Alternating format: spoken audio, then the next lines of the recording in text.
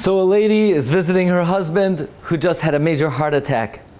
He's on an oxygen tank and she's consoling him. She's holding his hand and the cardiologist comes in. Mrs. Rubenstein, can I have a word with you? She says, yes, please, out in the corridor. She said, your husband has had a serious heart attack, but I am convinced he can make a complete recovery, provided that you help him make these 3 major changes in his habits. First of all, you Jewish women, you cook with so much schmaltz and so much oil and so much fat. Stop it already. No fat, no schmaltz, no oil, no condiments, everything just bland, the food as it is. Secondly, your husband, he's very tense. You have to teach him to relax, to be more generous of spirit. Even financially, he's tight-fisted. You have to teach him to just calm down. And thirdly, he has to get moving. Exercise every single day, aerobics, weight training.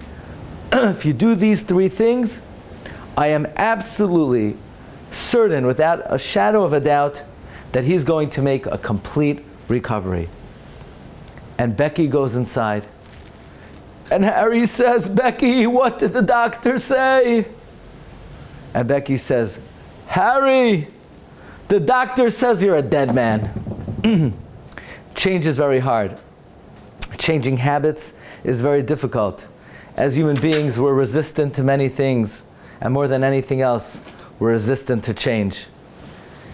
And we all know that in almost every endeavor in life, status quo is a certain recipe for failure. In the business world, someone who's using the same advertising techniques of 25, even 3 years ago, he'll be left in the dust while all the competitors forge ahead. Computer skills need to be constantly updated to keep up with the fast-paced advancements of technology. Teachers who are still using the same old techniques are the ones that are expendable.